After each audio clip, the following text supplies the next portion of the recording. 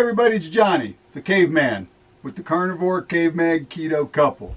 Welcome back to the channel. So today, this video is all about what Deb and I eat in a day.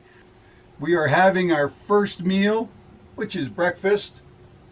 Not meaning that it's early morning breakfast, we're breaking our fast. We usually don't eat our first meal till well after noon, 1, 2 o'clock. We went to the gym this morning, had a great workout. Check this out.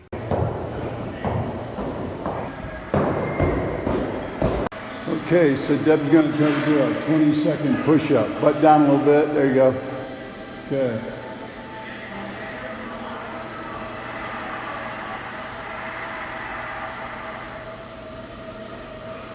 When Dr. Ted demonstrated this, I was like, oh yeah, no problem. Oh my gosh, 2 or 3 push-ups.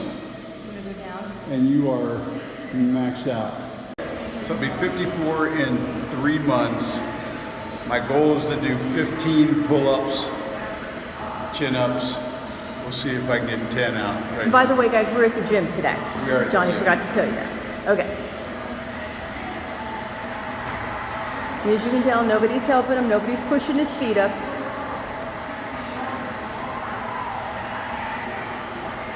Nice.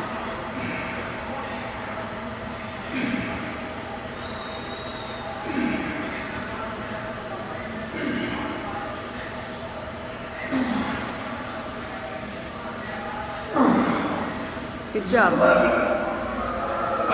Nice. Our go-to meal for breaking our fast is usually bacon and eggs. Good grass-fed bacon, or at the least, no added sugar, no added nitrates. You want to get the best meat you can, and of course, pasture-raised eggs, or at least free-range eggs. I accidentally picked up free-range eggs, but I wanted pasture-raised eggs, just because there's way more benefits to pasture-raised eggs, and I'll get back to that. So, got the bacon, got the eggs. One more thing I like is grass-fed beef heart. I have little cubes of grass-fed beef heart here cut up, and especially after going to the gym, beef heart has tons and tons of CoQ10, which is great for your muscles, your joints, your skin, and it's got all kinds of great vitamins and minerals. Not quite what liver has, but it doesn't taste like liver. Beef heart's really good. If you haven't tried it, give it a try. So we're going to get our bacon going here and get cooking. And Deb and I do use a non-stick pan. Deb usually eats 3 to 4 eggs. I usually eat 4 to 5. All right, bacon's done. Whatever you do, don't throw away your good bacon grease. This is great for cooking. You can add it to things. Bacon and bacon grease make everything better. All right, so let's talk about eggs. Pasture-raised eggs are great. They have the highest quality protein of any food next to a mother's milk. That tells you how good an egg is. So they got 2/3 more vitamin A than a regular egg. They've got 2 times more the omega-3 fatty acids than regular eggs. 3 times more vitamin E, 7 times more beta carotene, up to 6 times more vitamin D, and 70% more of B12. So, a great egg that I like to buy is the Vital Farms pasture-raised eggs. I have the Born Free free-range eggs. I meant to get pasture-raised, but these are free-range.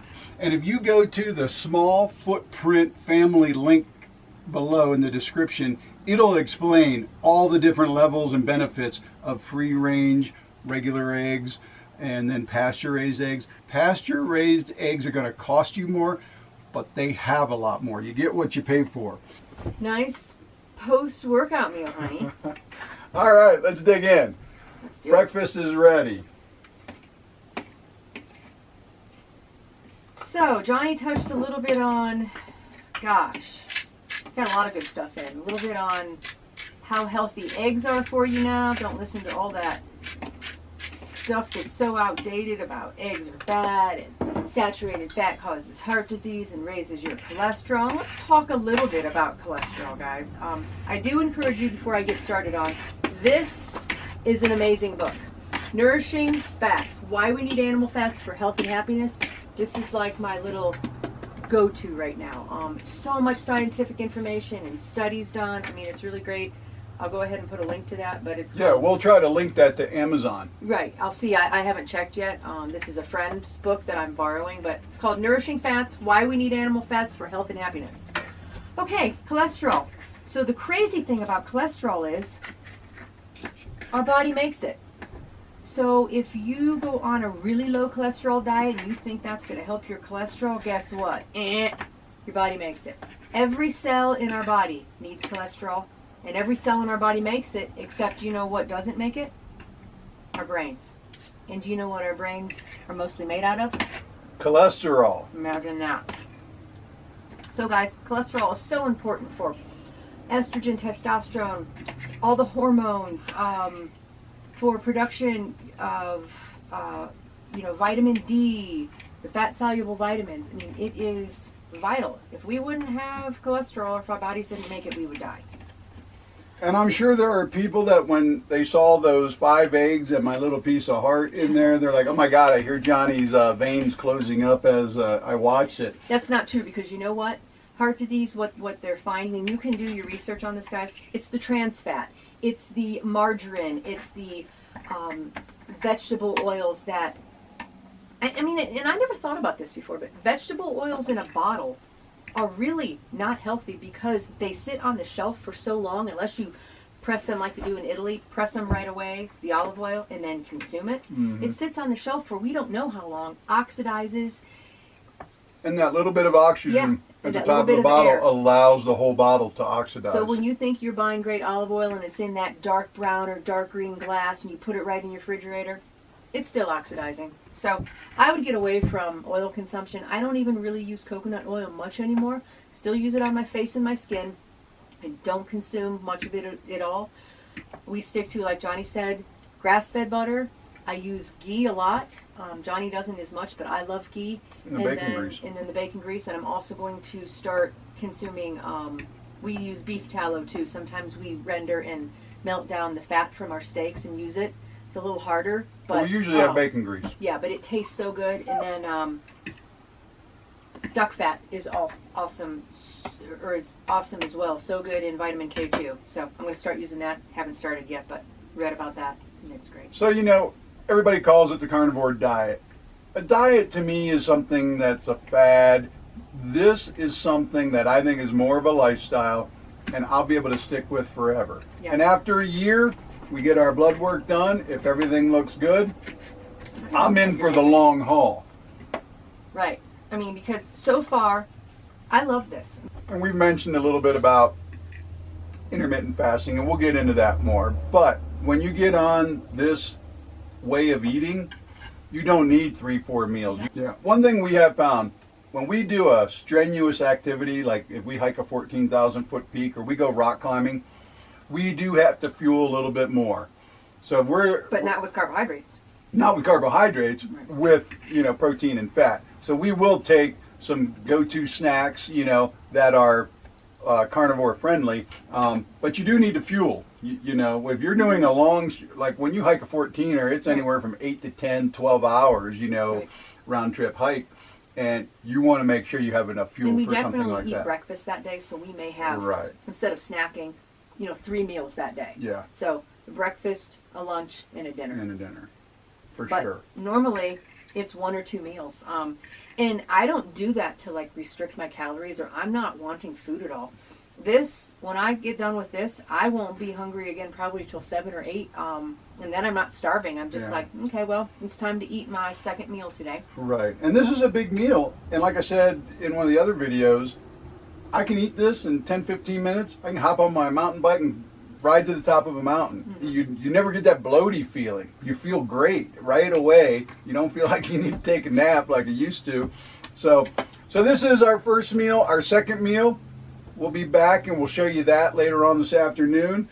Hey everybody, we're back for dinner. So I'm making my dinner out on the grill. Deb's gonna make hers in here on the frying pan. We'll show you a little bit of both. So what I got tonight is that is a New York strip, I believe. I got some scallops. I got a couple pieces of my grass-fed heart, and this is an interesting little patty. This is a ground beef with a little bit of liver in it, a little bit of heart in it, and a little bit of kidney in it, organ meats. And Deb and I made this ourselves. And extra fat. And extra fat also. Grass-fed fat. Everything's grass-fed here. So other than the scallops, I don't think they eat grass. All right, guys, so I'm going to cook my stuff in here. Just sometimes we do that because the grill's not very big, and I don't like my food cooked on the grill because I like it pretty rare. So anyways, I've got some beef, grass-fed beef tongue here, wild-caught scallops, got some grass-fed beef heart here, and then this is also the mixture that Johnny has, but mine has a little bit of bison in it, along with grass-fed beef, extra grass-fed fat, heart, liver, and kidney. Okay, we're going to have a quick vote. Whose looks better? Deb's or Johnny's? Yeah. I had steak last night, so I'm doing something different. Deb didn't want steak tonight. Yeah, That's okay. I had it last night. So. And I probably, you guys are probably looking at that going, dang, Johnny, that's a lot of food.